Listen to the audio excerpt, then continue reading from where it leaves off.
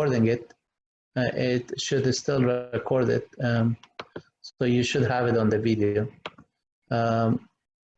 This is that, and right here is the Solaris platform. Okay. So here, clear the screen, and then I'm going to shorten this one. So you see PKG info minus L and grep minus I sun W C core or something. So all of the one that start with a C, I'm listing here.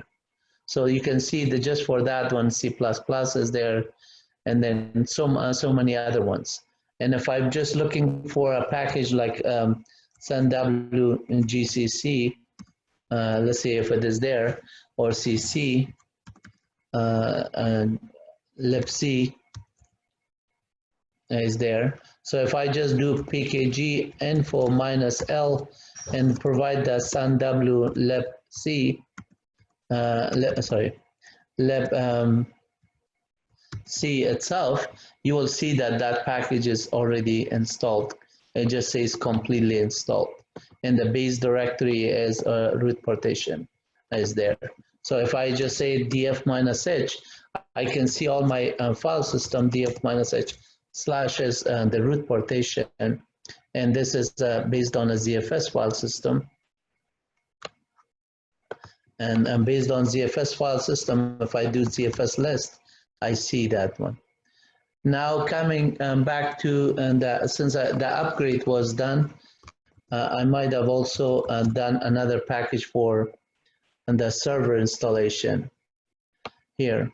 So on the Solaris, pkg is the command that you could do search and upgrade and so on. So one of the command is pkg search, and then since it's Solaris is the operating system desktop, this is the GUI version that you need to download. When you do search for this package, if you just install that package with pkg install Solaris-desktop, it will just have this nice GUI interface that you have. Because this one, I think it was some hundreds of packages altogether. So if I just say pkg info minus L, Solaris, the package is different name, Solaris-desktop. Let's see if pkg the info does not see it because that's not a sun W package. So I could say pkg, let's say info, and you could see if you forgot the commands, whether pkg has some arguments or not, you could just type in the command pkg-help, and it will give you a list of packages, and one of them is search, the other one is list, the other one is info. You could do all of that. And then, so in this case, if I just say pkg list and then say Solaris-desktop, it will list if there's information about that package, and you can see that's the detail of it. And then instead of list, you could do an info to get more information on the package. And then you can see the details. This is the name of the package details that it was getting installed in there. And then here's the full name, and that when we do the package, it shows here, the package search.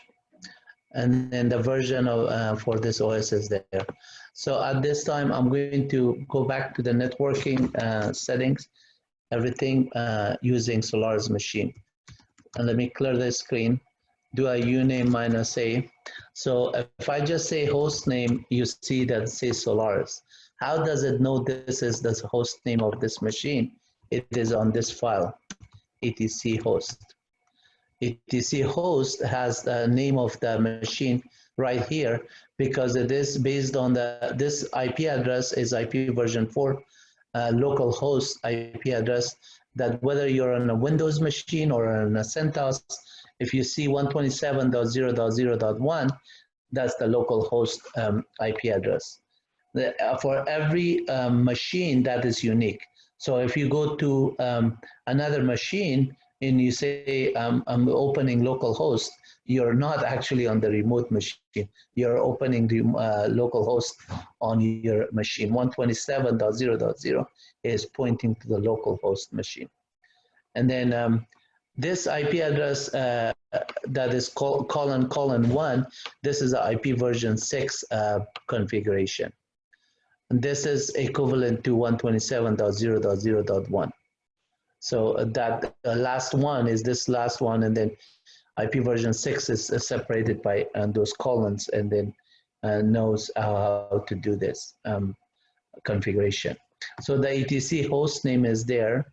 And now if I do fconfig -a for all the configurations of the network, that basically I'm seeing some network interface name, you can see, followed by, this is the loopback interface they call it, and this net0 is my default for this machine.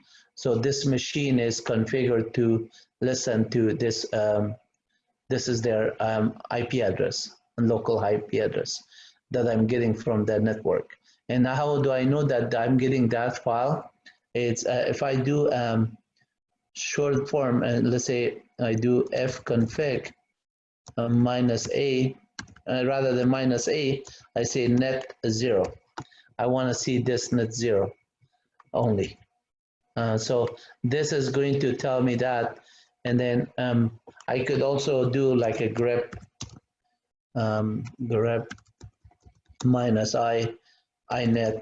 So within your bash script, you could just say, I'm interested in an IP address. This is the command that you would do, and then look for a specific there.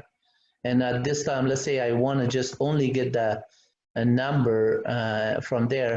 I could say awk print $2. That would give me the IP address only, because I'm interested on this. But if I didn't have awk or didn't know the awk syntax or something, I could also do a cut here using cut commands, cut, -d, delimiter, and then the delimiter in this case is a space. So if I just say, give me -field2, that would just give me the IP address of that. And if I just wanted first field 1, then it will give me inet, and so on. I could just get it that way. If I just say, well, I want to just get this field 2, but I'm only interested in then the network part of the IP address. So every machine has a network part, and because this is a class C IP address, it's a 10 dot something is local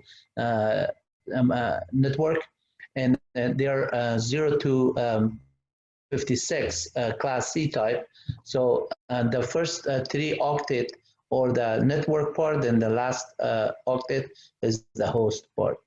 And then that one is, so in this class C, I could have up to 255 different IP addresses of this one. And if I'm just interested in the first 3 octet, I could do a cut -d and separate it by a dot instead of that. Or I say, okay, further, while you're doing this on F2, let's say I'm only interested on the 10, then I could say cut -d minus character 2-digit. 2-digit, give me the first 2-digit. That would give me 0, cut minus character 2, and I'm going to get 1 through 2. That would give me 10. And if I wanted like more than that, give me the 2 plus 2, that is 6 up to the 2. So that would give me the network part. You could manipulate these ones from your script however you do, but what you want to do is test this one from the command line and then just cut and paste it in your script, and then put it in the variable. And now you do comparison with if statement and condition with for statement or looping or anything. Do that.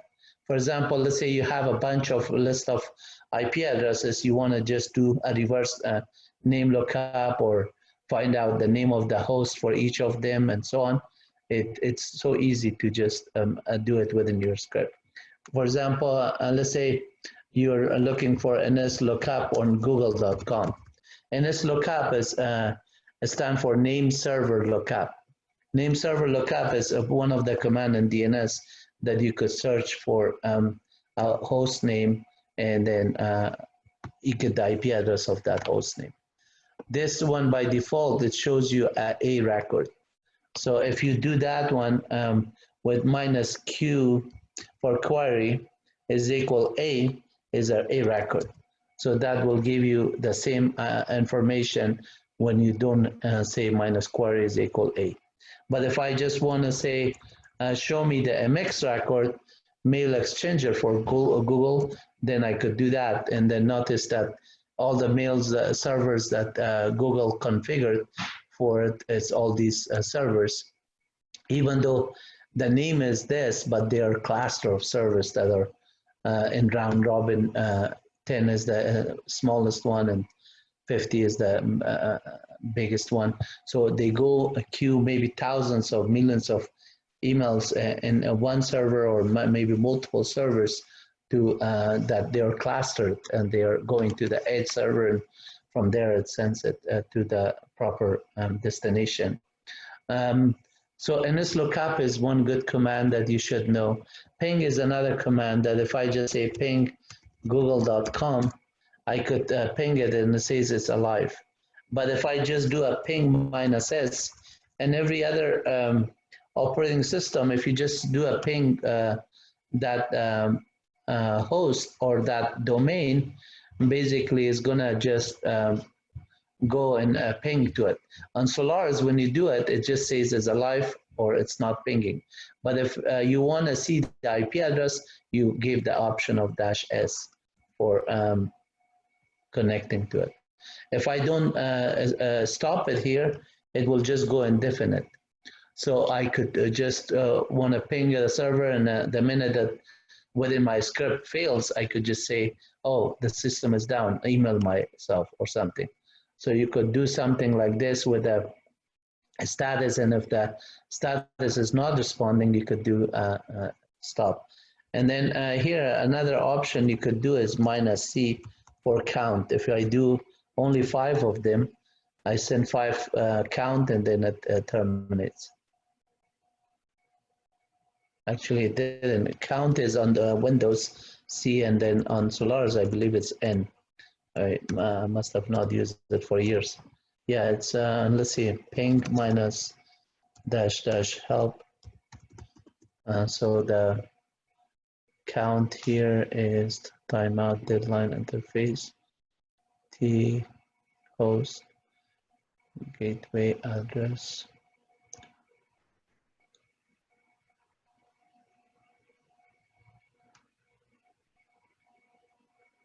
Oh yeah, number of packets here. So the N is accurate, but I think you have to just say no space, and then the dash. Maybe there's no. Yeah, there's no number.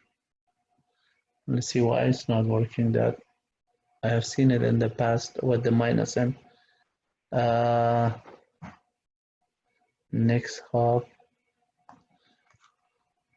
Man ping. So man is your friend. In this case, you could see. So look for count or a number. See.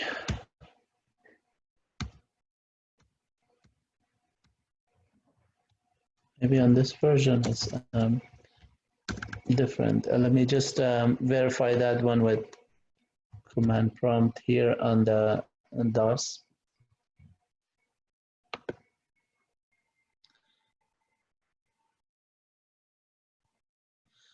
So this is Windows, and then if I just say ping google.com, it just sent 4 packets and then it quits by default. Yeah, it does for 4 packets. You can see it's sent. And so if I just say minus C, and then I want to get 10 packets, that's there minus number ping minus C 10 google.com. Okay, ping dash dash slash question mark. What was the number of counts? Timeout header dash R record route of the hub. No, minus N and then count number of requests to send. So why is number? Oh, I'm doing minus C here. Okay, minus N. This is equivalent to minus C and Solaris maybe. So I was just switching between them. Now this one is going to send 10 packets and it is going to just terminate. So the option in Windows is minus N. Let's see if ping minus C1 and then google.com. If it is only C, yeah, C. And then if I do minus C and then at the same time minus S, no, it does not take it. I think the option is somehow on the Solaris is what order you put it. Let me double check that. Google.com.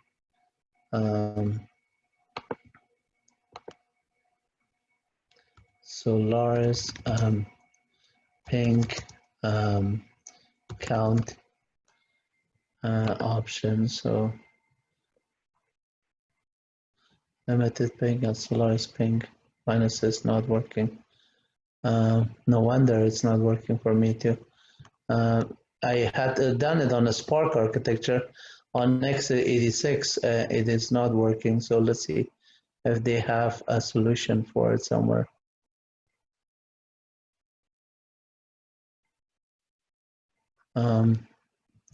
Okay, size, teeth, and limit. Linux command. This is Linux. On Solaris, it looks like I have done it on the Spark architecture for sure. It works. Minus N for count or minus C for count. Ping command. Well, let's see if it give you different packets. Obviously, you could do it differently with those and just do within a statement. I could just write my own script to do that. And I don't have to worry about the actual argument to it. So here it just does minus S data bytes and then control C the percent. Let's see if there's an option that you don't do control C. I know that on a Spark works like that. So this one is different. So let me do it my way, the script way. So if you just don't see the packet, the argument there, you know that ping minus S google.com does it. Then you say, I need to just stop it after the 3 iteration there. So you could just say head minus 2. And then after that one, just there, head minus 5, or to just send 5 packets, then it stops. As simple as that. And then you could put it within your script and just check it. If you just don't limit it to say head minus, let's say 10, obviously it's going to do 10 of them and then it is going to exit. But depends on what you're planning to do at the time. Maybe you were looking for a specific amount of time or a specific amount of a number of iteration and then exit. So you write your script based on that too and just do it. In this lookup, we looked at it and then the other thing you want to know is the IP address of the machine. So how do I know what is this IP address? This is say it is on the etc directory. There's a file called host, and then on this host normally it's just a host name, but there's a directory called etc inet and Solaris. and it has more configuration files related to the network. One of the files is netmask, like you see here. So, and these ones are normally etc host, a symbolic link to etc inet host, you can see. And then etc netmask, or netmask is symbolic link to etc inet and netmask. And the file of netmask is this. It is basically the netmask for the IP address that we are configuring it. By default, this is also your network that what file you want to access it with that network. You see this file, network and netmask, they go hand in hand. Network file, networks file, it is just saying that this is ARPANET 10, to start with 10, and then the loopback interface is 127, and it uses these file net masks, and then the net mask in this case is commented out. It's not doing anything with that subnet because the etc network file defines it. etc network file defines it.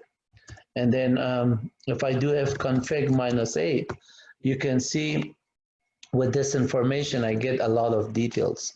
So let me tell you what are those ones. For example, the main IP address here is showing this IP address with this net mask 255.255.255.0. This last one is the last one, 2 digit is .0, and then previous was 255.255.255. That's what we saw. And then within this, this is the broadcast, how it is going to broadcast to the network. And then this is the Ethernet for the MAC address that we have. So this is the card. In this case, it's a wireless card. It's called Net 0. But on the configuration, when I did the device, if you look at the machine settings here, on the original setting, I said how the system should boot. This network, when it comes out, it is enable network adapter based on of NAT, network address translation. It is, you can see it says host OS. That's the host OS is and the Windows 10 server in this case. The guest OS is this my Solaris machine, virtual machine. So it is bridged out of that network, and through the wireless it gets configured.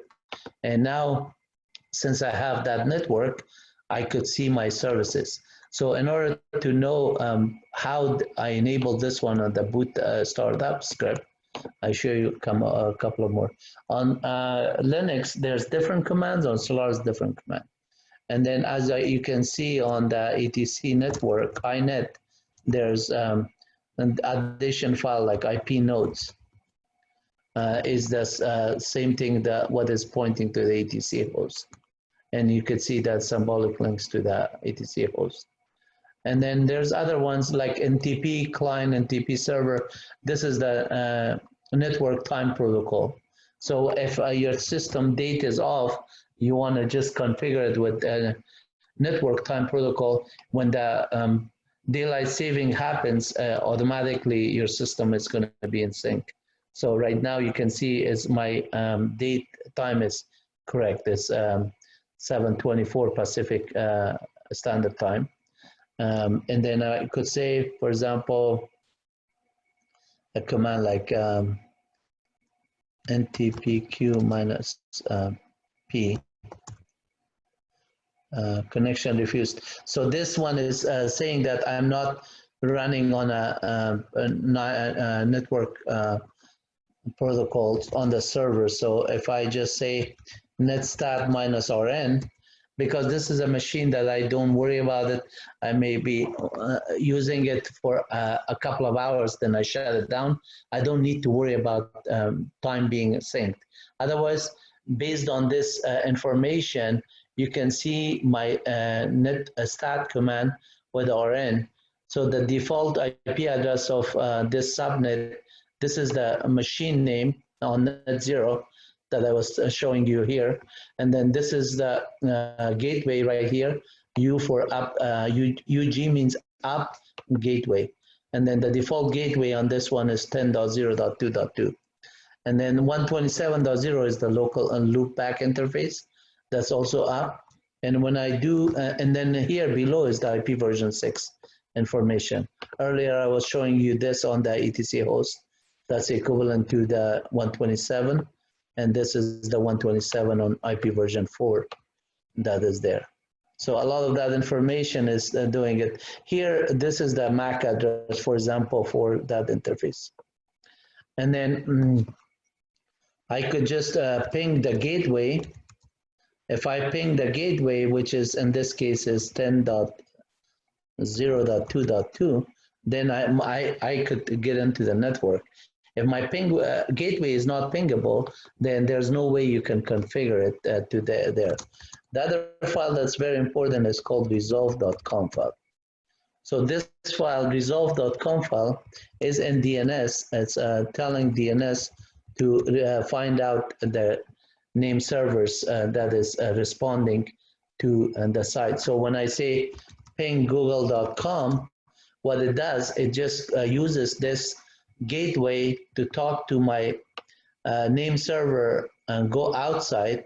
And then once it gets outside from my network to this network, which is my provider, and from there, it's just gonna find out that on the DNS bind through routers and switches and all that things is gonna say, oh, I'm sending a TCP protocol with this ping echo or 7 protocol.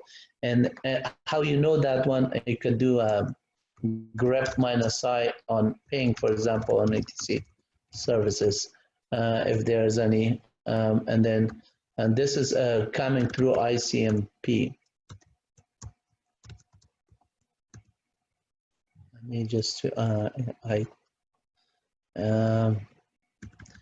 see what that was. Just 1 second. More etc. So Linux, and then yeah, echo and ping is 7. That is coming.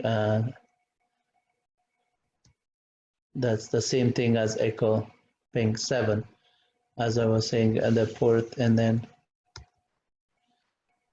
see, DCP is there, LTAP is there. So a lot of the protocol that are on the etc services that are important, one of them is DCP, for example, etc services. And then another one is finger, for example. Finger. Another one is LDAP. Another one is DNS is the one that is the main one that we're talking about, DNS. So all these ports, they're both configured for UDP, user datagram protocol, and transmission control protocol, TCP. And then there's LDAP and then other stuff. SSHD, for example, is configured through port 22. And then scopy, for example, is similar. So, and then if you do, let's say for MySQL is on this machine is not installed, so it's not configured yet. But when I add it, it could be added on afterward. I was showing you the DNS information, how this machine is gonna go to this one. Let's say I go, say, host hostname CTL. That is not there. That's a Linux machine. Hostname is the command that I wanted to do. And then if I want to just say, show me the IP address of this machine, I could say ping Solaris.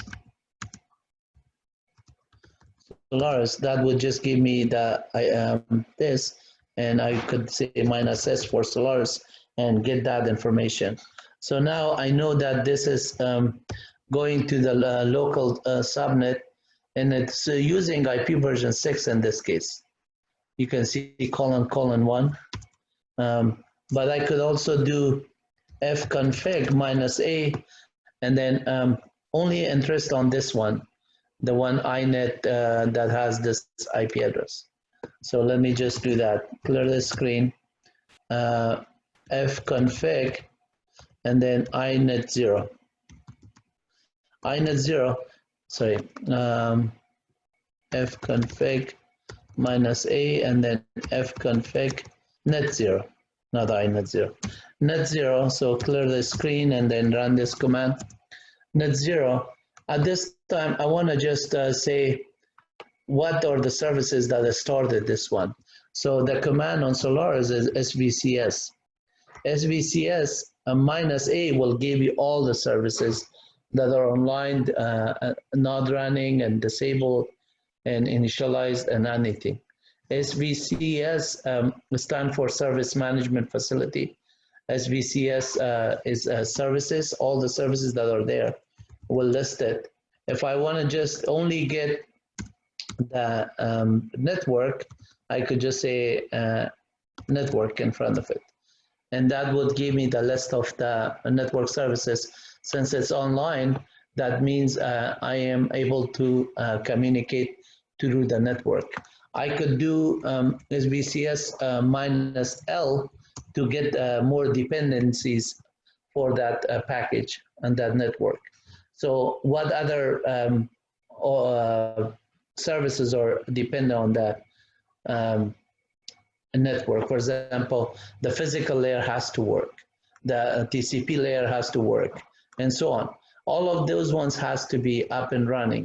So if I just do SVC ADM, and then this is ADM for administrator of that command. So I could say SVC ADM, and then disable network. I could SVC ADM, disable network, not SVCS, SVC ADM, disable network.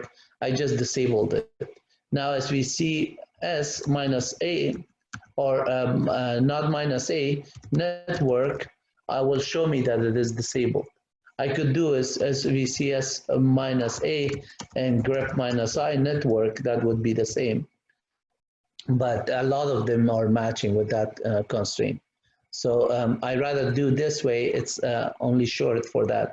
Now if I do fconfig -A, notice that my network is still up and running because of this interface that it's up. That interface did not die just because I stopped the network. Normally on a Spark architecture or an Ethernet card, when you just bring it down, it brings it down. But in order for me to bring this one down, I have to do other commands to do it. Right now, if I just say ping google.com, it is still pinging. If I just say ping oracle.com, it's still pinging ping -S pasadena.edu, and then it's still trying to ping it, pasadena.edu. Somehow that one is not routing.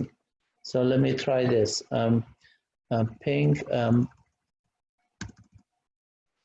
www.pasadena.edu. It is still not routing.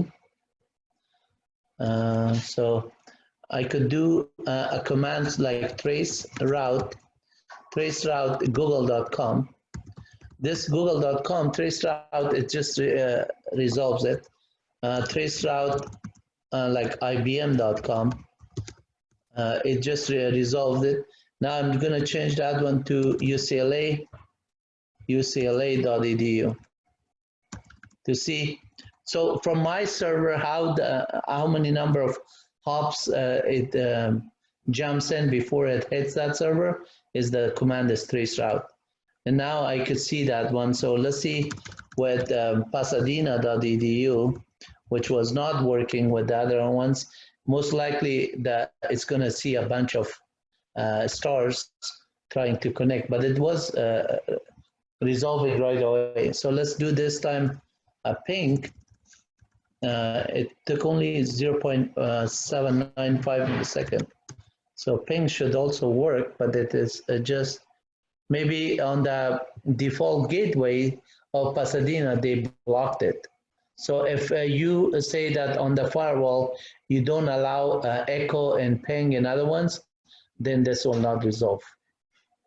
That's what may be happening. You can do it through the firewall. No answer from Pasadena.edu, because they don't want somebody to just send packets, echo packets constantly to see if the server is up or not, and if you could block it. So this show you that, and then now if I just say fconfig minus fconfig net 0, notice that net 0 is still says is up. I'm going to bring this one down and then ping anything. So right now, if I say ping Amazon.com, it pings, right? And as soon as I bring it down, if config and net 0 down is the command. Now I brought it down, and if I just do the same command with fconfig net 0, and instead of up, you just don't see that flag there. You just see broadcast. That means that network is down. Right now, even though this IP is still there, I don't have it up and running. So if I go ping any of those sites, it will not resolve. Ping Amazon.com, ping traceroute will not work, ping will not work, ping Google.com, none of them work. And let's look up Google.com, none of them would, because my network is not up and running. Even though here on the setting, I still have the same network setting saying that it is not, right? So right here, you can see it is still not, but it is not responding. So what I need to do is just to say, okay, let me just configure it to work. Fconfig net 0, it is showing that it's not up. What I need to do is bring it up. That command up, it just brought it up. Downward brings it, as simple as that. And then at this level, now if I do fconfig net 0, it will show that it's up. Now my previous command that I was doing, that is lookup, will resolve, ping will resolve, traceroute will work, everything will work. So look at traceroute, and all of them work, because we just have the machine back on the network. But notice that the system, SBC ADM, in this case, SVCS network is still showing that it is disabled. That means after the next time I boot the machine, this machine will not be coming on the network. Right now, it is there. If I refresh it, then it is going to stop it similar. So let me try to do this. Say SVC ADM refresh, and then say network. SVC ADM refresh network. Okay, now say fconfig minus A, not minus A net 0. It still says up. So the refresh did not clear it. But since I set it up to SVCS network to disable, next time the machine boots, I will not be on the network. But since I want it to be on the network, I'm going to enable it. SVC ADM, enable, and then network. I could put this path here, would be the same as long as I make that service unique, it will just do it. So this is similar to SVC ADM, disable, and then put this full path. Okay, so I could copy that. I'm just going to type in short. I know that it's working, so, and then enable it back, and now I have it enabled.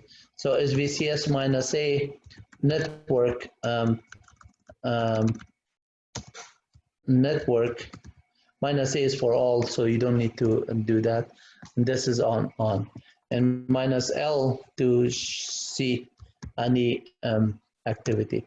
Also as VCS minus XV, if something failed on your system, needs your attention, it will report it. But since this one did not fail anything, it gave me the prompt back, and echo $ question mark is 0.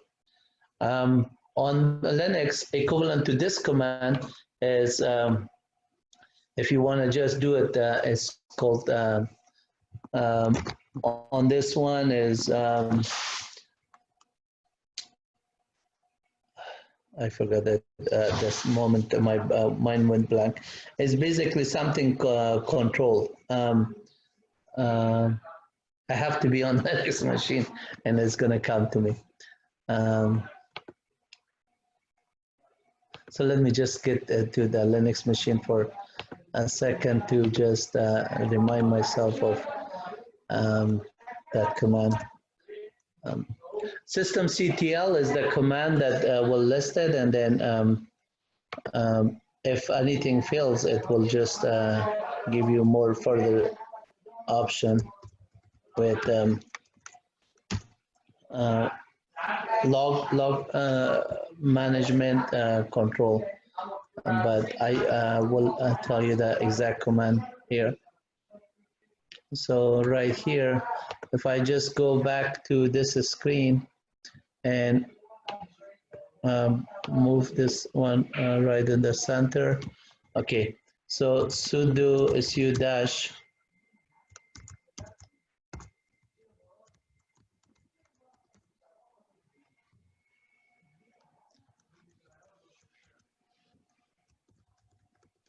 I'm going to get a root, and systemctl status and network is that there.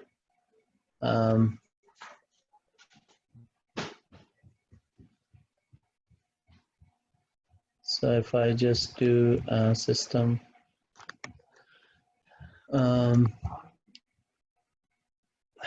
so what is the command? I forgot that.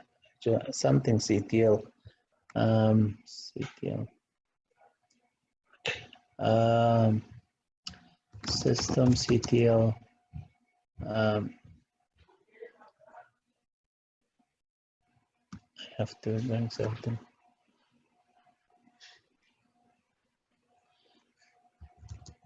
So the way, if you forgot the syntax, I mean the other one, something called control, either something with control, but the extension is control management on this one, and then XV is the argument to it. If you forgot it, what you do is run one of the command that you do is still remember, and then see the see also section of it.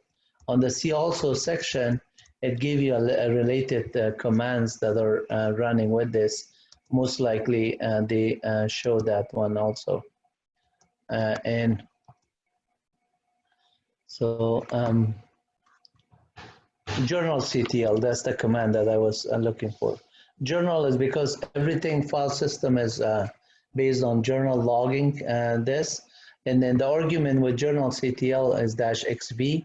That would be equivalent to your Solaris SBC command that is there. And if you do a journal CTL command with XV, it will just say if any service that has failed. Let's see, and journal CTL-XV. XE, I think it is. XE, not XV. XV is the other one. So systemctl, this one will just show if any services integration mode needs your attention or something that you have to do. In this case, you can see that it is basically showing everything is successful, activated, and so on. So if I start some service and it doesn't start properly because I have a misconfiguration on it, then it will tell me, oh, I need to run systemctl to get the log of it to see where the line that I need to modify, and I'll modify it. So that's another session with when I'm doing some sort of Apache installation configuration. If time allows, we will go through that as well for you. So let's look at the equivalent commands on Linux. So how do I know what's my host name? You type in host name. Clear the screen, uname minus A, it's telling you that information like we were talking about. Uname minus M, machine type, uname minus R, revision, uname minus S, system name, and then uname minus S, we already did, minus V for that information, whatever is that verbose, that's the date that was built on the system. Yeah, the unified time system, or universal, the time system, or whatever that UTC, I forgot the universal timing central or something. A UTC is a universal thing that all the times are based on that one. And then we have the zones, what Pacific times, Eastern time, and so on. So at this time, let's cover something with a network on this machine. So what is my host name? I did that one, cat etc host. And then here you have fconfig minus A, as well as IP A. This one also show you the IP information for it. This is a newer version for replacing fconfig. You could check what the IP and then see the A records in this case what we're seeing. So if I say in this lookup, let's say in this case Pasadena Pasadena.edu, it will just say, and then if I just say show me the minus Q is equal MX record of Pasadena.edu, you see that email system for Exchanger. And if I just say trace route Pasadena.edu from my home, how do I get it? Right there, the number of hops that connects it there. Ping minus S, ping by itself is Pasadena.edu. It will ping, let's see how many times. Since this one was not pinging, you can see it is blocked. But the other ones, if I just say ping Fullerton.edu, you see that it is a pinging. No, that one is also there. Let me see if all the universities are doing similar things. UCLA, no, it's UCLA is pingable.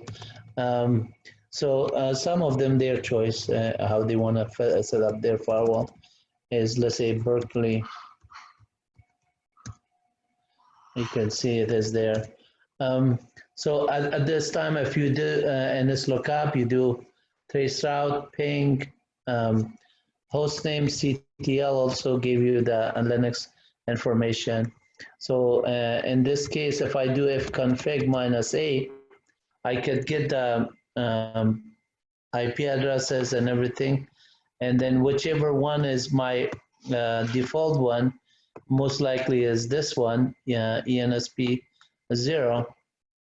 Since it's the same IP address, 10 dots this, I could do a fconfig on this interface and say fconfig, and then that interface paste. Normally on a Linux machine is ETH0, ETH1, and then some of the newer machines, they have different interface name. So this one is saying this is my IP address, and then netstat minus RN will show me the same thing. And coming back to the IP address, if I just want to shut it down, I show you the configuration files. etc host is there that has the IP address, and I configured on this machine to just come up this IP address, and then so on. I could connect to it. So if I just say ping to our Unix, our Unix.com automatically connects to the 24. And then I could do SSH minus LW Lutfi to 192.168.254.24, which is that machine. And then since the username is inaccurate, it's going to prompt me, but I type in the password, it's not going to work. So if I just type in, the reason I'm showing you the SSH is through packets, you could just connect through network to another server. And this is another server that I'm connecting it to. And let me just type in the password this time correctly. So now I'm on a Mac machine. You can see it is Darwin BSD version 9. And from there, I can jump on to another server, let's say SSH minus LW Lutfi to 192.168.254. I'm still on, remember I was saying class C subnet. So this was 24 was one machine, 25 is my Solaris machine maybe. I will just go through that configuration. And if it doesn't find 25, I just have to find out what is the deal with it, and maybe that machine is down. Maybe ping 192.168.254.24 most likely is down. I need to bring it up. No, 24 is up, but I'm talking about 25. That is down here. So I just have to bring that one up and then connect to it. So here I connected to this Mac machine. I exit out, and now I'm back on this CentOS machine. So when you do a trace route on this machine, you're getting it. I want to show you, like I did show how to stop network and services. So here, if I do system CTL status of network, you can see that the network is active, and here's the configuration files, etc rc3 and net.d. This one says BAT and then vendor preset. This information is just old legacy system. Now the new one is the system CTL cat and then network. So this is the actual configuration of files and everything. And it's still using the old legacy startup script there for it. So, and then you see that it has a start and a stop button to stop it. So if I just use this method of etc rc and run control D and net.d network, if I just look at this one, it has a start method on that script and a stop method and a restart and a reload and all that thing. When you're writing a script on Unix, whether it's a Linux or Unix, normally you're writing some kind of like parameter passing, and those parameters, when you're starting the service, with a start you do certain things and a stop will do certain things, getting the information from the interface. So one way I would suggest that for all of you, that whenever you're on the next level of scripting or writing program, look at the system startup scripts. It gives you so much knowledge about how to, for example, this is written in Bash. It does say bring down up a network, and then check config is the interface is saying that on level, run level 2, 3, 4, 5, make sure that they're on, and this description activate, deactivate network. But it does source some functions here. So when it wants to make sure whatever these functions that are defined, it stores that one first. Whether you run it with the source command or dots and then a space, this is going to just force the environment variables and the parameters of this function to be available to the subshell afterward. And then this one, it says if this configuration network file is not there, then exit with 6. Don't just do anything because it needs a network to configure. Then it's going looking at the etc sysconfig. There's inside here, there's network scripts too. And then like right here, you can see that it's already CDing to that. And then runs these network functions in order to set up the interface. So when we are looking at the fconfig output is as a result of stopping and starting these services. If you start it, those services, the network interface up. If you stop it, it's down. So I could do it many ways. You can see the argument to the script. If you don't give any argument to it, it says usage $0 means the base name, and then the name of the script, ADC network. And then the start is one option, stop, status, restart for this. So whether I do systemctl status network is going to use this function, or if I go on the etc rc.d, etc net.d, and then look at this network. This network file is the same as that one. So I could say network status would be the same thing as the other command, but this is passing the argument to systemctl status network. So I could just say these are my interfaces, and then notice that I could just say systemctl stop network.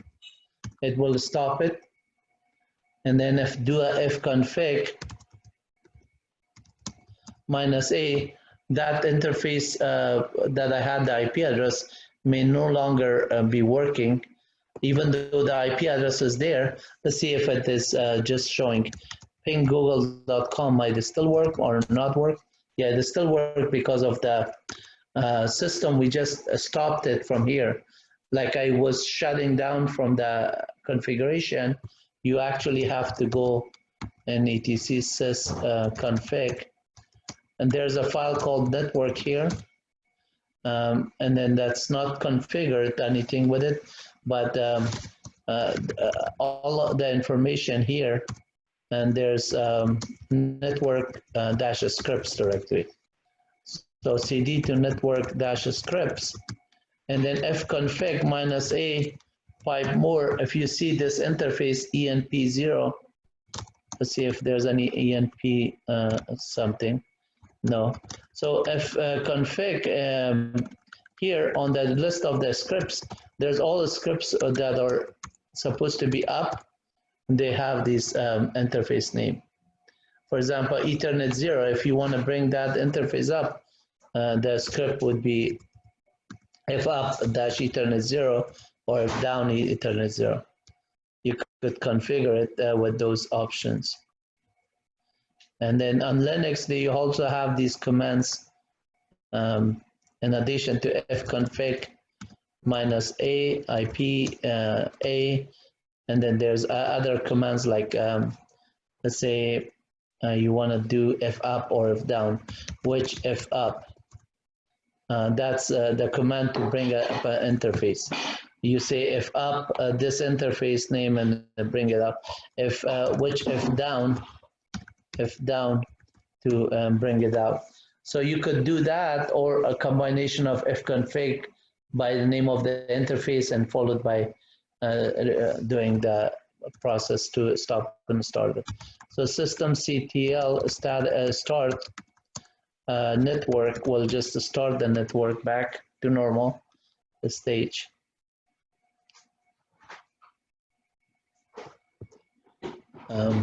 Hostname ctl uname -a, uname -a, systemctl status. You can see if I just do a hostname ctl by itself without any further argument, all my services are going to be listed. And if I just do network, only network, only network. If I want to do SSH, only SSH. And then if the SSHD is a service, but SSH is not, so I cannot do SSH because that service is not there.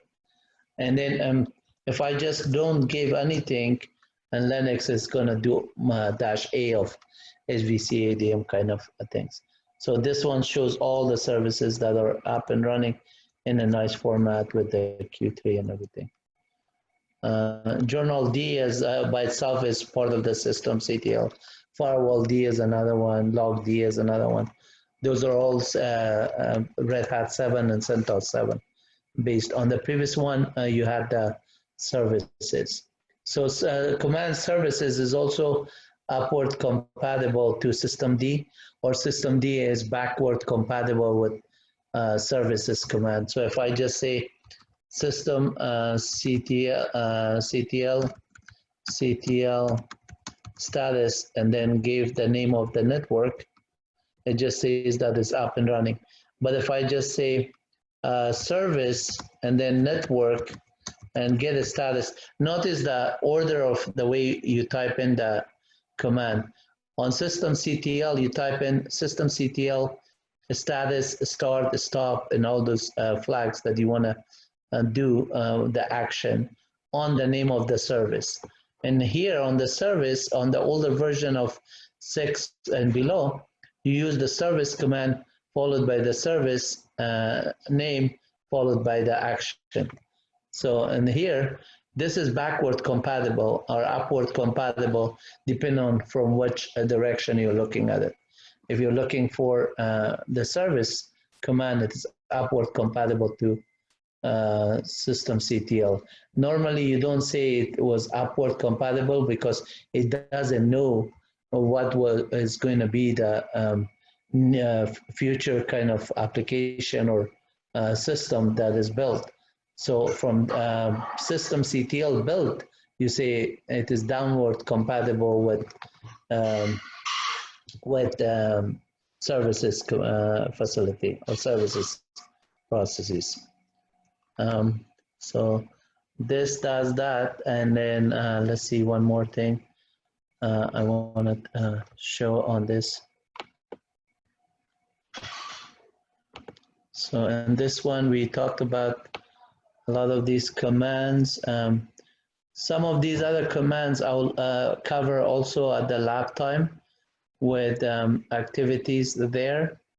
At this time, I want you to just spend some time and then try to write some of the scripts here, what I showed you here, and see if you could start scripting on your own now without I write the script and you just use it.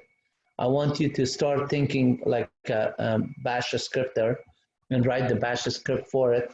For example, as a quick thing, if you just go to, let's say, home wlutfi and then cs star 18, go to advanced, and then if I just want to write a script here to say show me IP address of a host name. Let me just give you a quick lab assignment right now. So I want to just say VI network assignment, network lab, okay, network lab, and nw-lab dot text, okay. So I'm going to say please perform the following using the variables and if statement, and other looping for while, etc. So in this case, let me just do this. I say declare some variables and find out number one. Find out the IP address sys addresses for the google.com, amazon.com, let's say Pasadena, not Pasadena actually, we say Pasadena, google.com, ibm.com, and then jpl.nasa.gov. So just look at these three there, and then two, perform trace route on all three servers and compare the speed on each. And then three,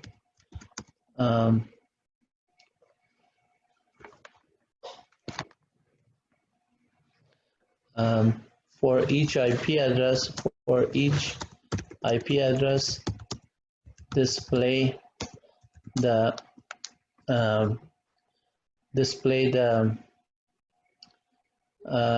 mail exchanger record using NSLOOKUP minus Q is equal MX on the host or IP address.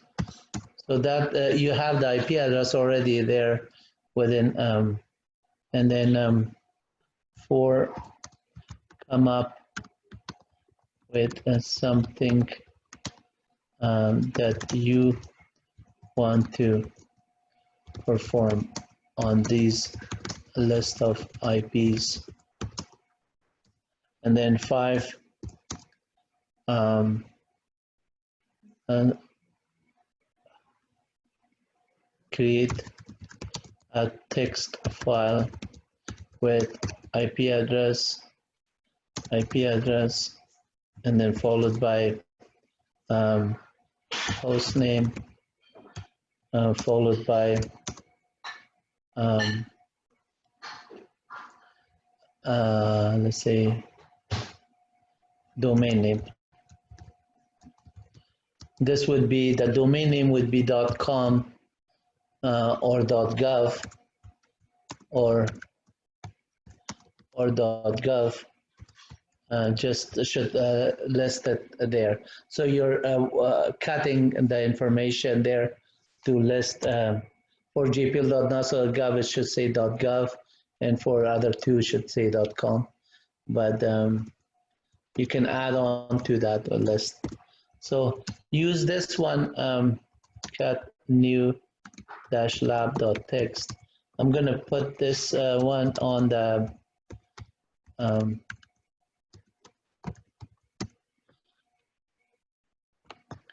I'm gonna put this one to, and the canvas. You could write your script at the lab time, and I'll give you till it's 8:08. I'll give you a break 10 minutes, and then after the break you come back and work till like 9:30ish, the latest, to just complete it. And then once you're done with it, we will write a script afterward to do it, or just if you have already perfectly written it, we could just use yours to show it to everybody. So let me put this one on the list of modules as a document for you to do lab, and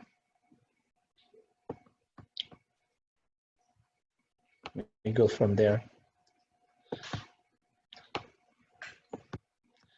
And just add it here, week 4.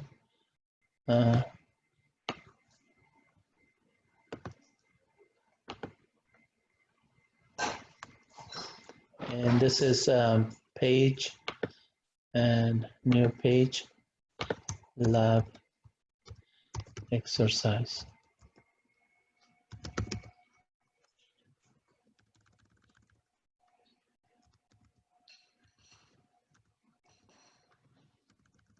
Let me just call it what I call it here, network dash labs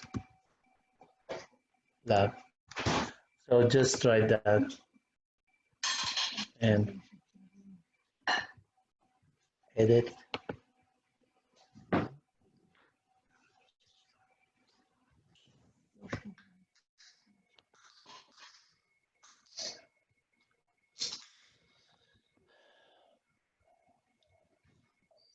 Let me put it here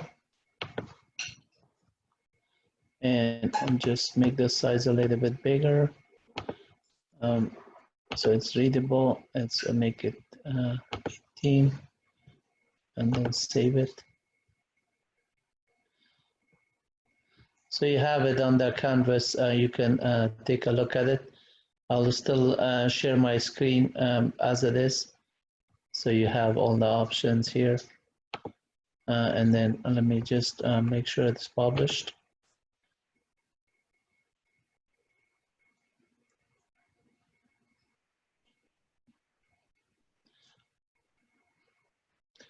Okay, so you can work on it, take a 10 minutes break first, work on it, and then at 9:20, let's say at 9:20 we resume back. I give you 1 hour to just work on it. And then if you're done with it, that's great. We'll add on to some more features that you like or the script. If you're not done, we will work on it and answer your question as you go. Let me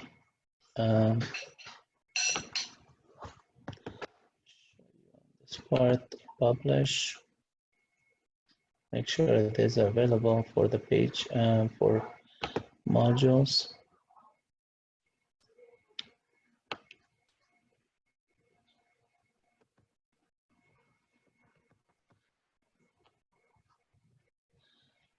Okay.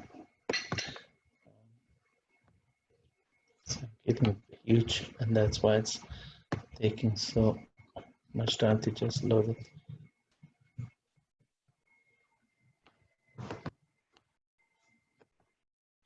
Yeah, it's open and it's published, so you can see it. And then I'm having it open. I'll share my screen, but I'll stop capturing the record because for another hour I'm not going to be talking, and you're going to do the lab activities. So let me do the recording.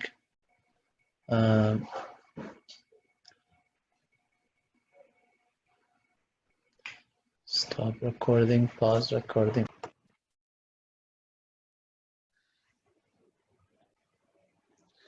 Does anybody have any question?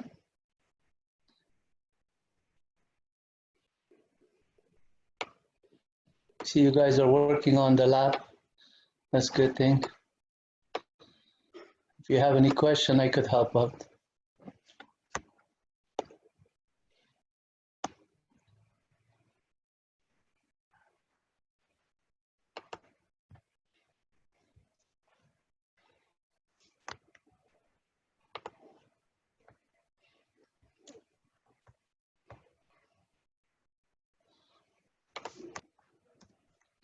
So let me see if I could write the version also here for helper.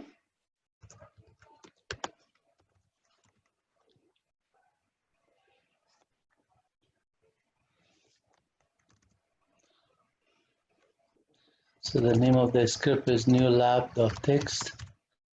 And no, new network-lab.txt. And let's just copy network lab.txt as network lab.txt as network lab.sh, and then vi network lab.sh, and then go to the first line and just put the shebang /bin /user /bin /env, and then bash, and then make these comments. So please perform the following variable, if a statement, other stuff, while and everything else. So then you just say create some variables. You could say the name of the host name. You could do a number of ways. For example, for this first part, if I come on this part and just add, say, I could do it a couple of ways. So here I could say echo this, and then just take the commas out, and or leave the commas if you want to. You could do many ways. You could, in this case, say there are commas separated, echo this, and then put it into a while statement. So you say cut, actually while read line, so read the argument and then say do. First, let's put it into a variable name, host name or domain name. So you say domain name as equal, and then you say echo $ line. It gets the line number, and then pipe the symbol cut minus d, comma. The limiter is comma. That would get the first one.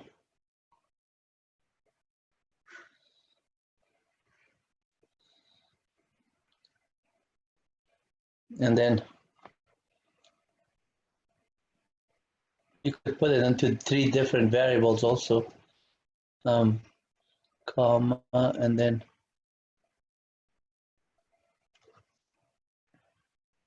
let's see if you could do it this way.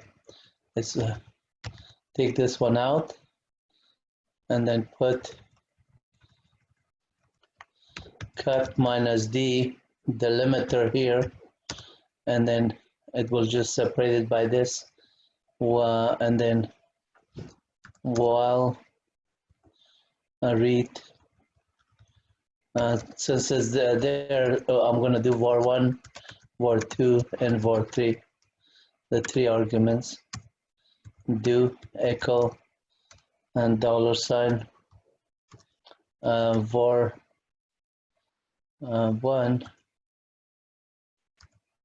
echo $var2, and then echo $var3. I don't need to do 3 echoes, so that would be very tedious to do it that way. You could just say echo $var1 is having this, and then perform all, compare each speed trace route. So I could say trace route and $var1, and then come up with something for each IP address. Do a mail exchanger. So ns lookup minus q is equal mx, and then $var1. Actually, we haven't gotten the IP address yet. So how do we get the IP address? You do a ns lookup on it and pick up the IP address from there. So let me show you an easy way. First, and there, say ns lookup google.com. Since it's ns lookup google.com. Since it's there, with this IP address, I need to do a grep minus I address, and then address, the first one, the second field. So non-authorized name, and then address. The one that I want is the address colon, now the field by some octet numbers. You could say head -2 and then tail -1 would definitely give you the one that you want for the IP address. And then cut it grep -I, not grep minus I, awk, print $2.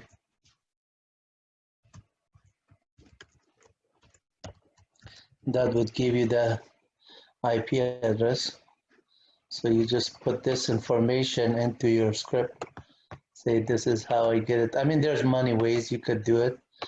This is a very simple way to look at it, and may not work all the time. That's why I want to try an error, so you could see the error and when you try it, whether it's happening and how you fix it. Lab.sh.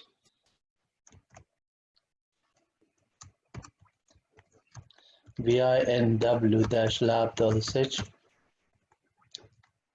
Here you say IP address, IP is equal, and then put the name, paste, and then instead of google.com, say echo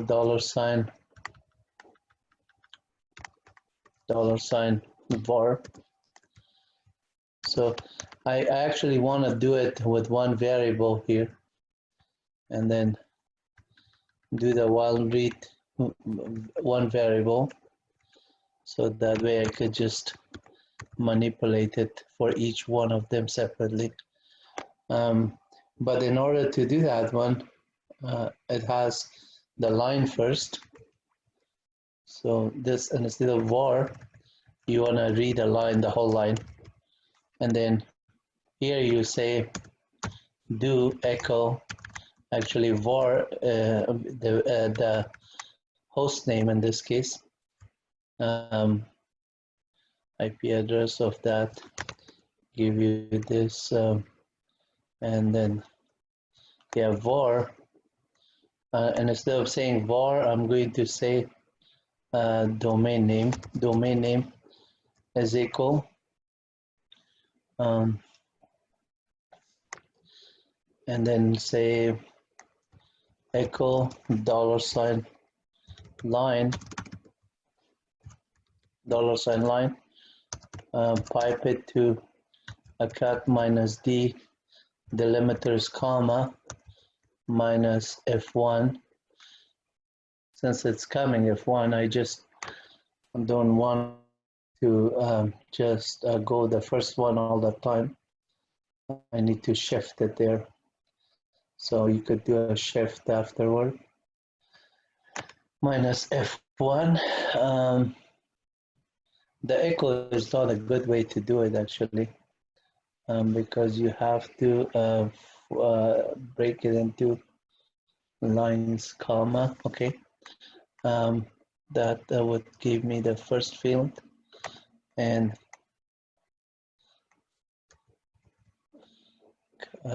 first one is doing that one. Let me try the syntax first to say echo google.com, ibm.com, gpl.nasa.gov. If I just do that and then I say while read a line, do echo and $sign line, and then cat minus D delimiter 1 minus F1, done. This will just give me only the Google, and then I could do minus F2 and minus F3. Yeah, for each of those lines you could paste it and do it that way. So vi network.lab.sh, you read it that line, and then for each of the domain you could say dn1, domain 1, the first domain, and then do that, cut minus D minus dash field 1, and then the next one you could say put field 2 in here. You could do it with the awk also, awk print $1 or $2, similar. So if I just want to do it with awk, and this one 3, and instead of cut minus D delimiter, I could say awk print $3, and then but the minus f, the delimiter, has to be there with awk dash f and then comma as the delimiter. I believe there's a colon here, maybe.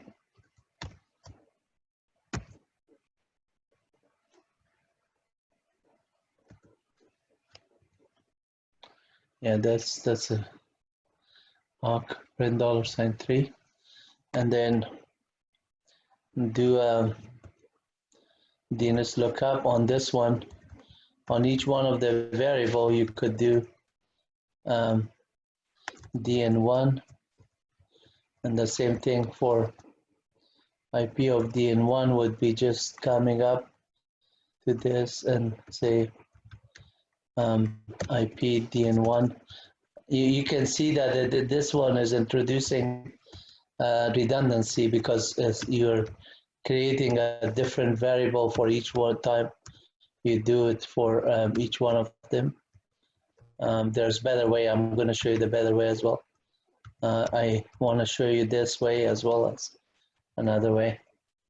So you do NSLOOKUP on it to say get the IP address and then do a trace route on each of the IP address. You do trace route on IP $IP DN1, and then do the same thing with DN2 and then DN3. This is shell scripting. So when you're doing this one, you want to read this information of the domain name from another file or something. You just don't want to just do it or put it into an array, read it from an array. But this is the most basic part of it that we could do it. And I'll just do it this way first. Trace route IP, domain name 3, then NSLOOKUP on each of these variable. So $IP DN1. You could do it on the NSLOOKUP with MX record on DN1.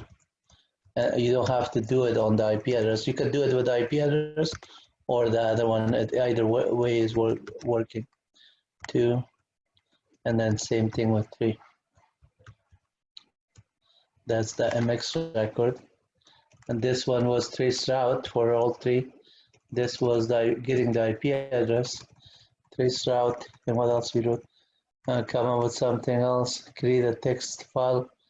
So the text file would just be like, say, that sends what information. So perform all 3 servers, compare, any speed. We could do the trace route. Of course, we could adjust this line, put the trace route information here, comment it out this portion, and then for each IP, get the exchanger, put it here, and then put a comment here. For number 3, come up with something else. Let's see if you come up with something there. We could just leave that one blank, create a text file, and then let's create the text file. So for each of the text file that we are doing is we want to put IP address, host name, domain name, .com. So the text file that we create is a echo. Let's do a printf statement. Printf statement, I'm going to say percentage %s, and then tab, 3 tabs, and then say percentage s again, because we're doing the domain name, and then another 2 tab, maybe 3 tab, and then percentage domain name, host name, IP address, domain name, percentages, and then followed by a new line, and Now we're going to pass on the argument, say IP address, followed by domain host name, followed by domain name. That will print it, but at this time, and instead of this, we're gonna say the IP address this time is a number, but we're gonna print it as a string. That's fine. So the IP address, we have it on the IP DN1, and then host name is DN1, a string name DN1,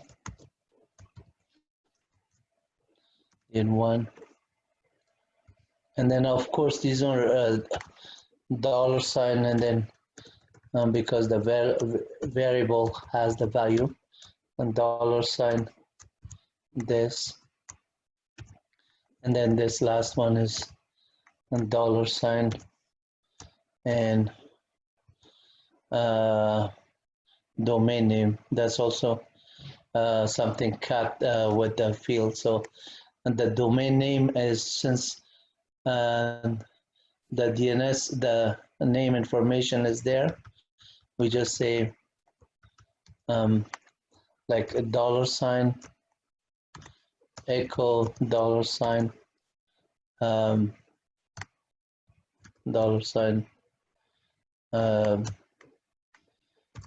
domain name one,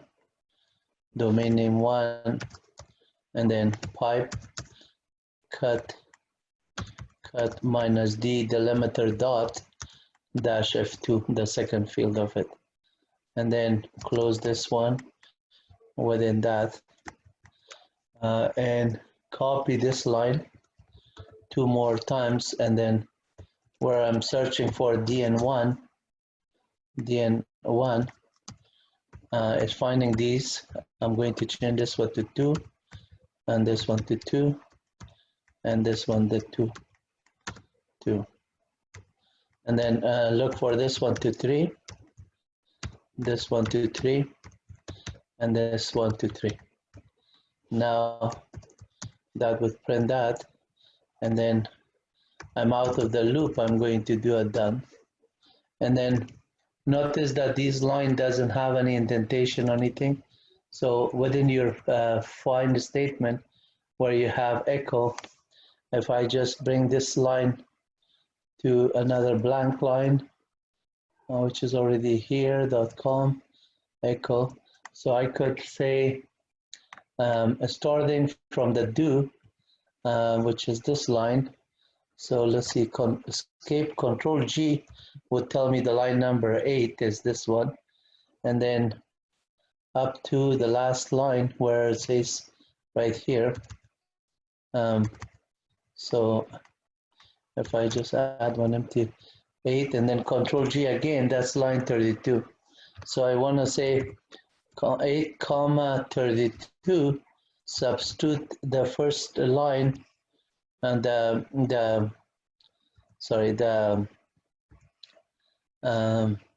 encore, substitute that one to 1 2 3 or 2 space, because the do is 2 space. I want to just indent it 2 characters from there for the file for while statement. But notice I put the encore. I don't want to put the encore, so I say 8 comma 32, substitute the first character followed by 2 spaces, and then just to nothing, and just that would do it. So now it is indented with this statement after the do, and just skip that one. I could make sure if I want to just do it indented a little bit more up to the done, I could do that to the same thing. So let's do it 5 characters. You could say 8 comma 32, substitute this one again to 3 more characters. 1, 2, 3. Because we had already 2, that's 5 characters. So now it's shifted there. That's better. That's we want to modify it. And a lot of the tools that you use, sometimes they give you option with the Vim. You could do it from command line as well. You could control it however you want to do it. So let's say, and this is like a dummy short script that you could just write to use these ones. And then, and instead of like, for example, trace route command, what you want to do is just create a variable here. Say tr for trace route is equal, and then you find out the path to where the binary is by doing this, which trace route.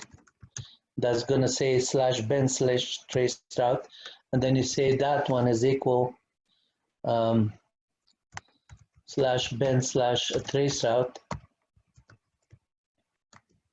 trace route, and then let's move this one to the top of this line and add some space here. Since we know that one, so wherever we're using trace route and lowercase, which is or these lines, I want to change these 3 lines to trace route $trace route. So if I just search here trace route and look for this one, is one here. I don't want to change that one, but I want to change these 3. So there's many ways you can do it. One is that you find the lines that are here, say escape control G, you say line 17, 18, 19. You could do say 17, 19, substitute trace route to $tr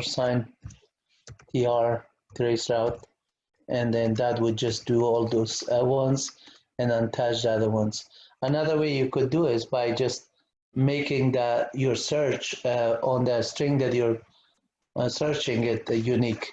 So if you're looking for a space and then not skipping this one but the other one, you could do many ways.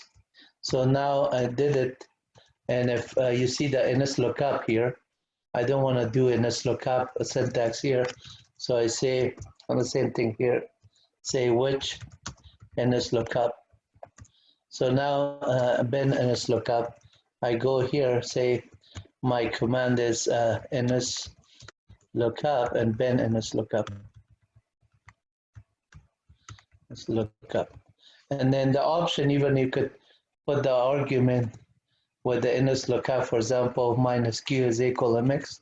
You could just say, and the option here one time, and just say option is equal -q is equal mx. So you don't have to write it so many times in a script. You could just change it in one place. It will take place all of these ones. So all of this in this lookup, -q is equal mx, I want to change it to $ and this dash $ option. And then let's just see if we could change all of this in one shot. Because it's right here in this lookup, I even want to change this one to $ option in this case, because whatever is changing there, I want to do that one. Here I'm using the word trace route. I don't need to modify this one or the other one, but with this one it makes sense to change it. So I'm going to say percentage, which means 1 through $ is the same as percentage. Substitute from line 1 through the end of line. Substitute it from ns lookup -q is equal mx to $ ns lookup command followed by $ opt, and then change it to that. So that would say globally change it. Now I change that one to ns lookup, and right here this line is done. So at this time you're learning a VI substitution, replacing, and all that things with Vim stuff as well. And then right here, OPT is good. There's variables there.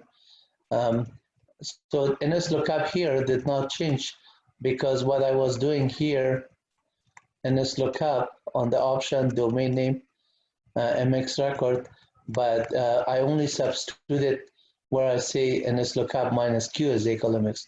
I want to change this one also to NS lookup. So let's say 1 comma dollar sign substitute. This backtick is going to make it unique. I could say NS lookup and then to backtick space a dollar sign and NS lookup name server and S lookup and then the space already there and do that. So this will run that command. Echo line is fine. Let's see. The printed statement is fine. We're doing it. We may not have to put commas here. The syntax of printf statement with C programming, Java, normally you use parentheses before and close it with the parentheses. With Bash scripting, you could do it both ways. You could put it without the function parentheses. You could just start the string. And then since we're using these commas, if we do this one, it is going to interpret it, the first string. We may need to put comma here as well. We may not. That's another question. If we don't put the comma, it should also find this first string, match it to the first percentages and second to the other one. Let's see if it does support the comma or not. We will just see. We may have to do some modification of the script or some of the parameters, but that's part of the lab activity that you could try and error and find out what's a better way to write it there. And then the better way to do this is to put this parameter here. Let me just do this. You could say echo, for example, google.com, ibm.com, and then jpl.nasa.gov. You could put it into a file t.txt. T.txt now has this information. You could even just say cut t.txt and then while read var do echo $var and let's say double greater sign t.out and then cut t.out now has the file the same way that we did it. But if we want to just put it in a new line and instead of this, let's say t2.out and then instead of this you could say printf and then the variable name and then a new line character here. You could do with echo the minus e and then new line character also, and that would do it. So cut t2.out. I still did not do it with the formatting. So echo printf.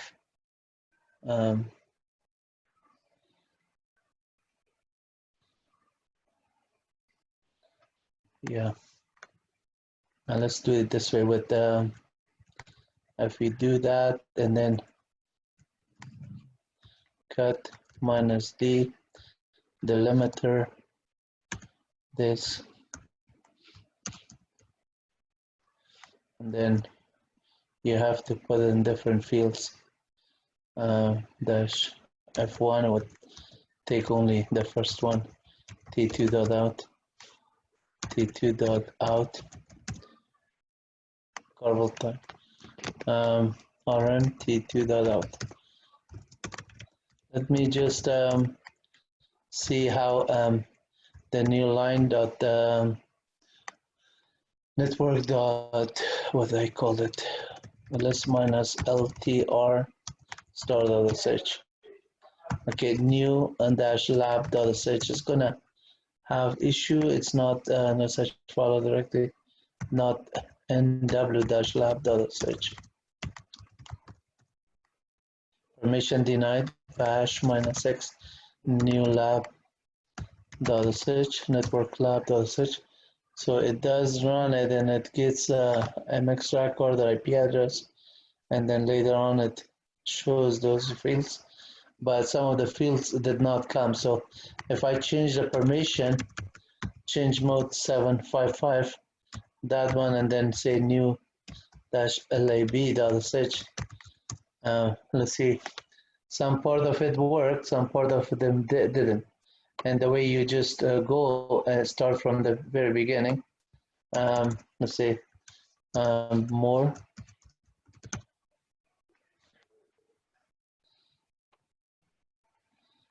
Okay, so label some commands and just give you a syntax on it on the trace route. So the trace route did not have the IP address. So first, before you do this one, now here's how you debug the script. So let's minus l star.sh, you copy, vi new dash lab nw dash lab.sh network. So at this time, I want to just do one thing first before writing anything, and say echo this line and then exit right here. Okay, so I want to just say echo $sign dn1 and 2 and 3. I want to just see those variables first. If you're missing on it, you need to use parentheses, braces, and those ones. I'm just going to do it fast, and when you're writing code, you have to do it like I did it earlier with all those braces. Sorry about this. So domain name 2 and domain name 1. Domain name 2 and 3.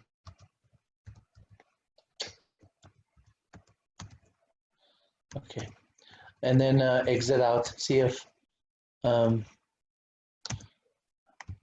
even though I'm inside the loop, see if it the loop kicks me out as soon as it prints those two. No such file. Okay, I know. I don't know why I just keep writing it like that. Okay, so it did.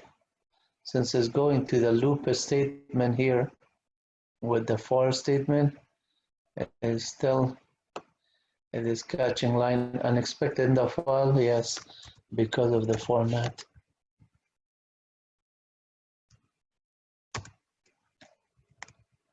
Somewhere I started the code, double quote.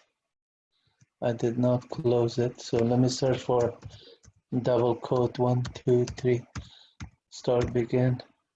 Start here and here. Start here, and then okay. So that I'm going to change also with cut minus d delimiter dash field 3, and then that will just close that double quote. This one is closed, this one is closed. These are all closed and like it is. And the last one should be up there. So you clearly scan, you just up arrow and run it. And let's see why within the for statement is coming. So the problem is coming because of the echo statement. vi nw dash lab.sh. In this case, let's just change this echo statement to an actual variable declaration of this. So instead of doing this and pass it on, come one by one. We say cut input file $, domain name file.txt, domain name and domain name file. We could just create that file, and even in here you could just say echo create the file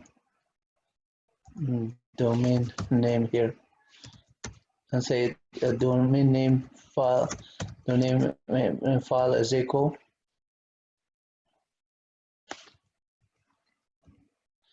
and say for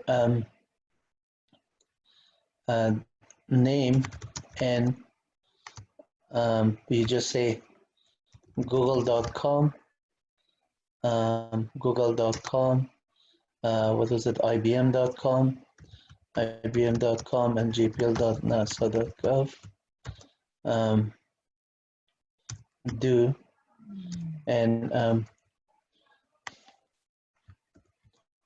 this one is going to go here. I'm going to give it a name, say domain.txt. So it reads that text file, and then right here you could say echo $name, and then double greater sign, because you want to just recreate it, override it, and to multiple names, $domain name file. So that gives you the name of the file, and then right here say done. So that created those 3 files. And just to make sure, I could say cut -n $domain name file. If that file does not get created, then exit 1.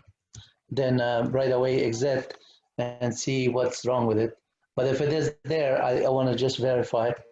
And then right here, if I run the script 10 times, I want to be able to just validate this file that it gets created fresh as every time. So if this file, domain name file, exists as a regular file, then you need to do a ben rm $domain name file. That domain.txt file gets deleted every time you run the script, so it creates it again. And then this one will just append it because there's more than one file. And this for statement could just read it from a sequence, and that sequence could be a list of larger numbers, or array of numbers. Do that. So at this time, I should only get a list of the file when I run it before it does anything. New -lab.sh, and then it says no such file or directory cut. vi nu-lab.sh, I'm sorry, vi nw-lab.sh, and this file does not get created. Create the file for this one, dnf. So this file for I and for name and this sequence do IBM google.com done. So why it did not create it? dnf domain.txt exit -1.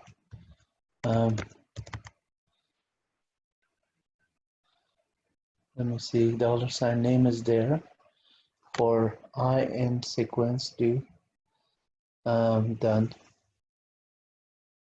I want to see. And this bash -x and eu-lab. So echo cat -n text no such file directory.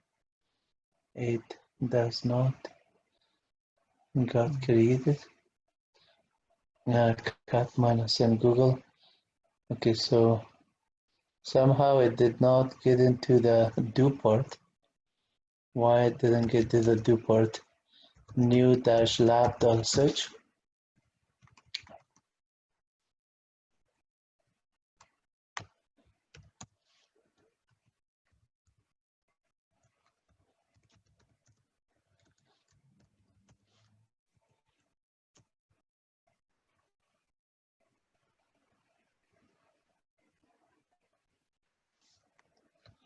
vi and new dash lab dot search.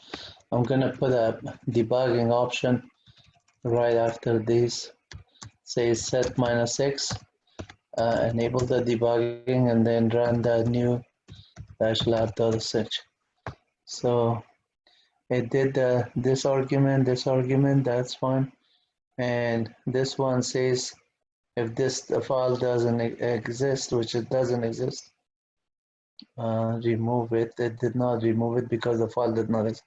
For name in Google, IBM this. Where's my do statement? Why the do statement is not coming? Let's see. I need to do this statement. I think there's double quote. Maybe I did it twice. I'll check on it. Inside the script, I don't think I have that. Yeah. Let me see more. New dash lab dot search. And this one is only within one code.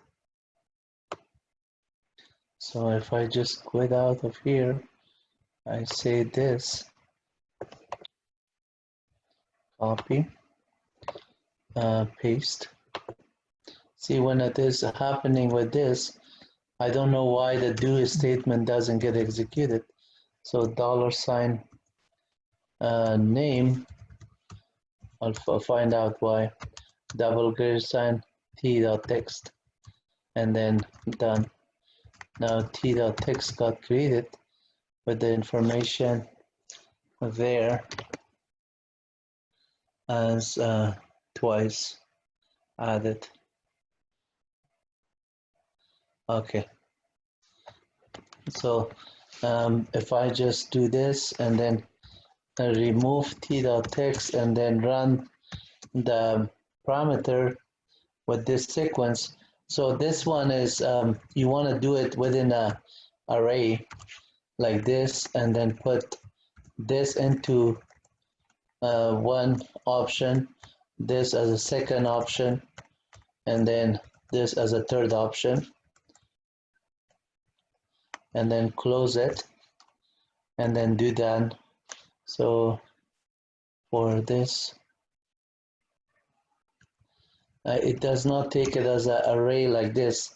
You have to do it in three string, and then cat t.text.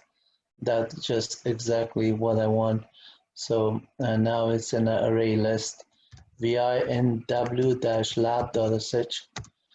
You are going to just do that and put each one of them into its own sequence. And then this is now three strings that you have there, and the new file should run new dash lab.sh. It gave me the name, so it says echo google.com, ibm.com, and domain no such file.txt. So cat minus n domain name, and echo IBM for this one, and this echo gpl.nasa.gov. Okay, vi new dash lab.sh. Take this set option out. We don't want to run it in debug anymore. This file puts it there, and $sign name. I'm gonna just call it this as a variable, short for n, and this that echo Dollar. Oh, right here I'm missing the dollar sign to put it into that variable. Since I was putting it without the dollar sign, that variable was just there. So a lot of these typos sometimes it kicks you in. Now it should be doing it a new lab dollar search, and then it send it to that list, and then you can cut it there. So now we have the name there, vi new dash lab dollar search. I'm sorry, I always type in new rather than network lab dollar search. Okay, so at this time we have this script, and then we are want to do this. Why is this echo there? Not separate, put into the space. So these ones we can put it in. Oh, actually, I put it afterward to just echo it. I don't need to echo them, and then I don't need to exit. Um, echo dollar sign line one. So line one has the information from like google.com, and then cut minus D. Do I need to cut it? No, I don't need to do anything with it because it already has um, the domain name. And since I did it within a while read line, I could just say for each line and put it here as the uh, domain name, domain name is this, and then so echo dollar sign domain name. I don't need even all these three lines anymore, and then I don't need three of these. I could just, for each of them, I could shorten the script to do only one. This is that, and then I don't need this, and then I don't need, and these two, and so where I put it into domain name, let's call it domain name, and then search here as DN, and DN IP of DN, and then this one DN, and this one is traced out IP of DN, this one is DN, and then this one is DN, and then this one is DN, and this one is DN. So now I'm coming back to the line.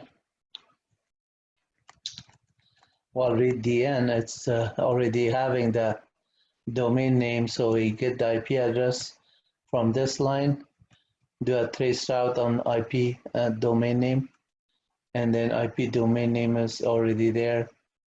You could also do a trace route without getting the IP address, but I just wanted to do it on the IP address to see if we could parse the IP address from the domain name.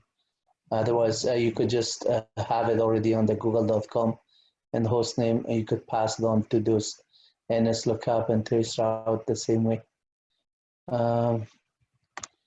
Let's see what it does so far.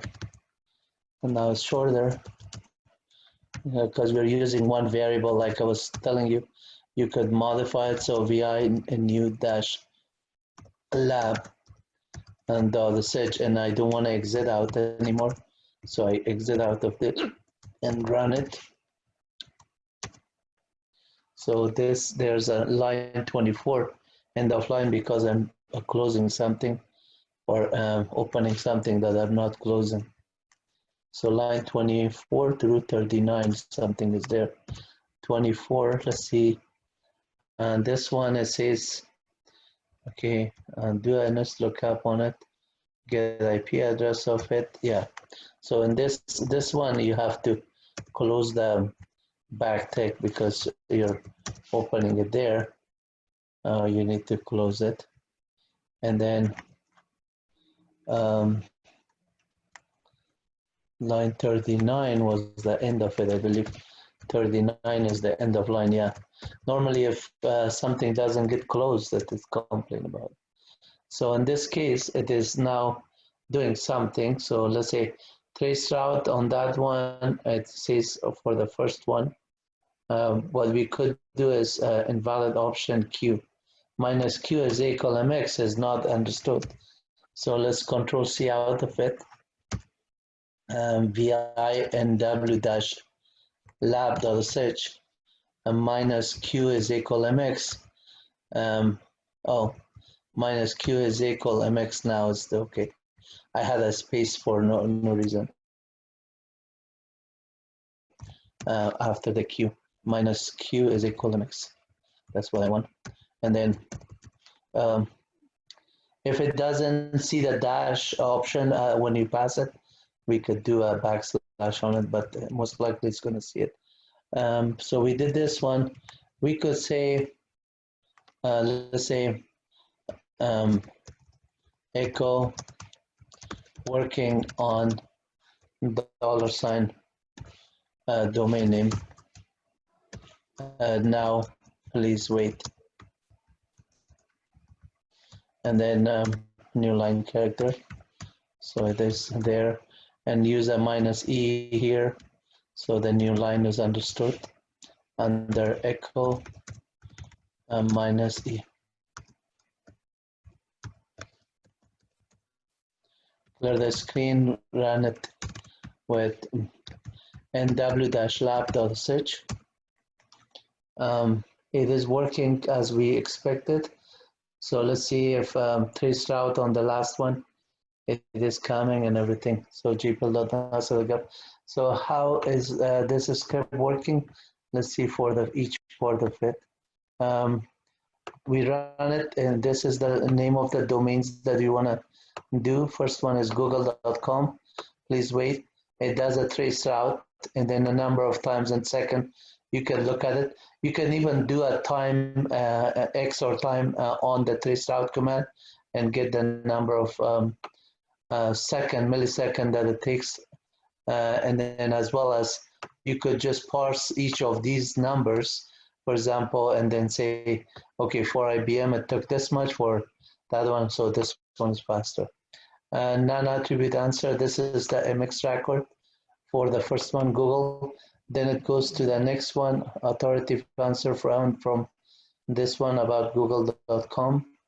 And the information that we wanted to place here was the IP address, followed by the Google host name, and then followed by the com domain name. Now then it says working on IBM.com.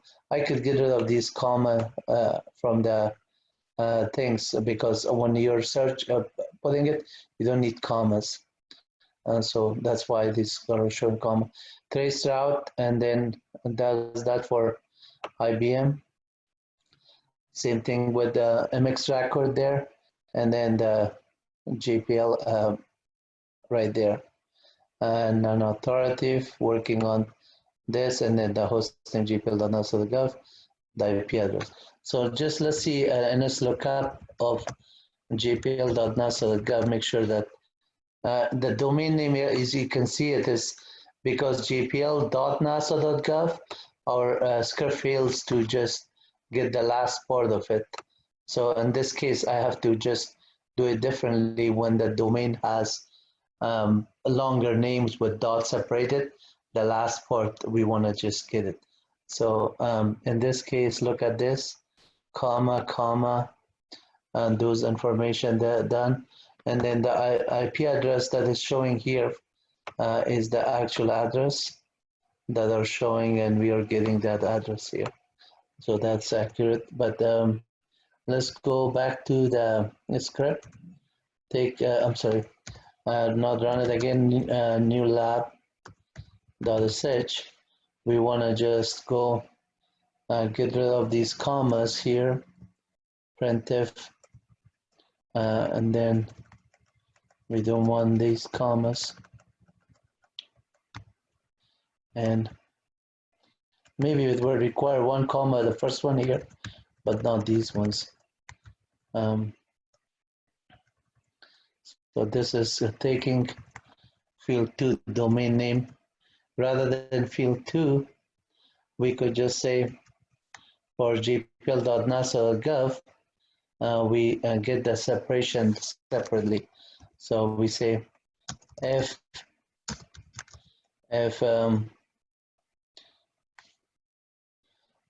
domain name, and if $, you say if $, domain name is equal to, in this case is bash script equal assignment statement is actually doing a comparison there with two strings, is equal to gpl.nasa.gov, and then you just say then this field is going to be field number 3. We want to get the third field, else, and just do this, and then finish it with fi. So that part will take care of the domain name with nasa.gov, and I believe everything else was okay. Let's run it one more time. Clear the screen, new -lab.sh. So looks good, and then as we're doing this route on the last one, yeah, this time we got the gov for the domain name.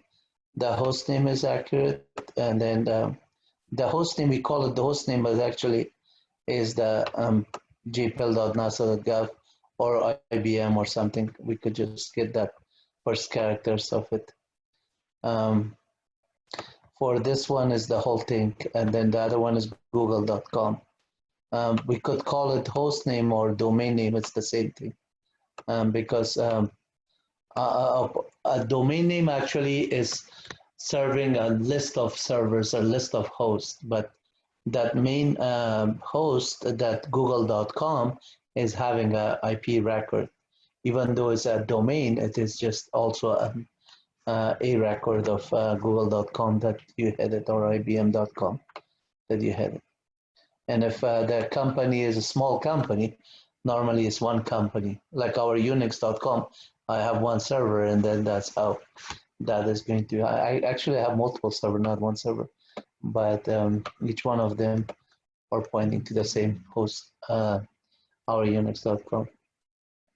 So you can see how the script had that information with domain name, host name.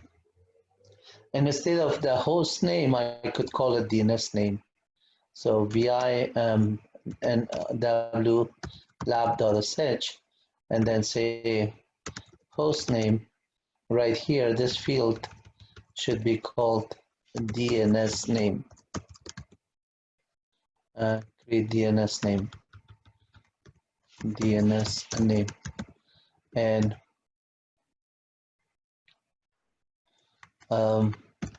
now it's more intuitive. Say dot nw-lab.sh. Notice that if I just have another domain name added to it, vi nw-lab.sh, and then let's say another domain name called, let's say java.sun.com, all right, or just java.com or oracle.com. I could say, or solaris.com. I like solaris.com more than anything else. Solaris.com, and then let's see, ping solaris.com is there or not. Yeah, ping solaris.com is there, so it's still nw-lab.sh, and now it's working on all four those ones. And then the way I wrote actually the script, vi nw-lab.sh, I put Solaris together with Google. So I'm going to have that And I want to just make one more company. Let's call it what is Ubuntu, maybe Linux CentOS .com, maybe OpenSUSE.com. OpenSUSE.com, and then now I'm running the script there. It sees all 5 of them, and the first one was Solaris, OpenSUSE. Those ones were really fast. You can see it did the OpenSUSE, and then prior to that one did the Solaris. Working on Solaris, please wait, trace route, and then for the Solaris.com, you get the information answer here, and then OpenSUSE, you got the information, and then the domain name is .com and everything. Okay, did I actually miss the last part? vi nw-lab.sh. So the last part was to write it into a text file. All you have to do is your echo statement where this is, and just say, put a T here. While it is writing this, write it to T and $out and out file, and then the same thing here, $T $out,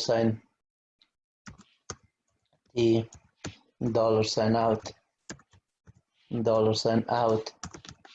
And what we did here, we want to do it with the first line with the out as well, and we say if the out file exists, out, remove it. So we just recreate it every time fresh. And then right here where it says this, we say a new netware-lab.out file is there, but then my T on the first one is okay. Second one, I want to do -a for append, so it does not just do it. I could even write it here to make sure that because it appends it, since the loop is coming every time that condition is true, you don't want to lose the data. So clear the screen, new-lab.sh,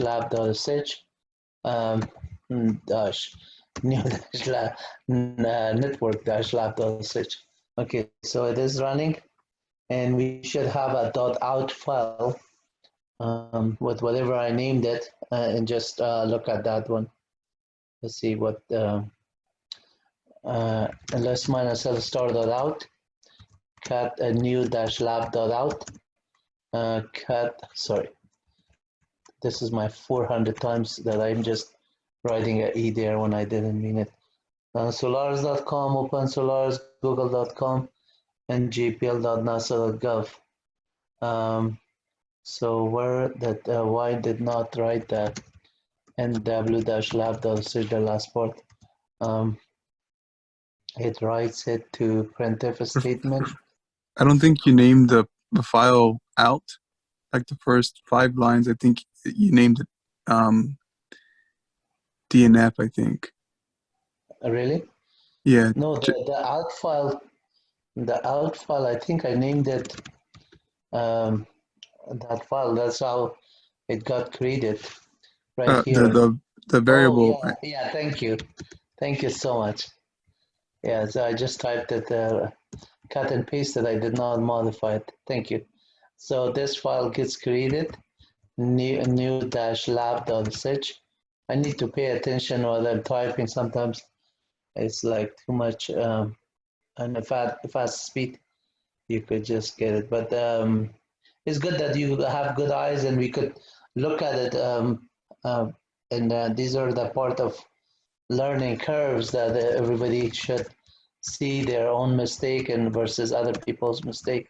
So lab.out, cut nw-lab.out, has the information that I want. gpl.nasa.gov is gov, and everything else is and their IP address. This is good. It is 10:18. Thanks for staying, Jonathan. I don't know how many other people are still. Yeah, there's 4 people still attending, including myself, Jonathan, Matthew, Cones, and Kwok. Thanks, guys, for your support and attending the class and participating. I really appreciate you guys have been showing up, and I know for all of you, I've already noted the ones that are here, you're going to get 20% on the class participation, aside from everything else that you're doing. So that's a good thing, and that you're constantly coming online and paying attention. The other ones that are not in the class, that doesn't mean that you're not going to get 20%. You might get 20%, you might get a little bit less, because I still see your homework and everything else is being submitted. So just make sure that you're attending either online with me or without me, and listening to the lectures and going through the lab activity. And if you have any question, anything that you want to discuss, bring it up on the class time or on an email. We still have about 3 more weeks to go, and we're going to cover as much as possible with everything. And then on top of it, I'd like you to be ready for the final. I'm planning to let you know about the final by next week sometime.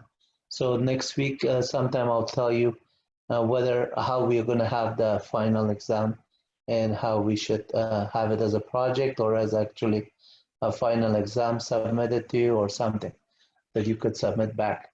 Let's talk about that one sometime next week. For now, do this activity. I'm going to post everything that we have talked, including the lectures and homework assignment, like I do in the past. And enjoy your night. And if you have any question, send me an email. Thank you so much for everybody. Thank you, Professor. Thank you. Right. Thank you, Good night. Jonathan. Good night. Gonna stop recording. Good night, Quack. Good night, Matthew. Good night.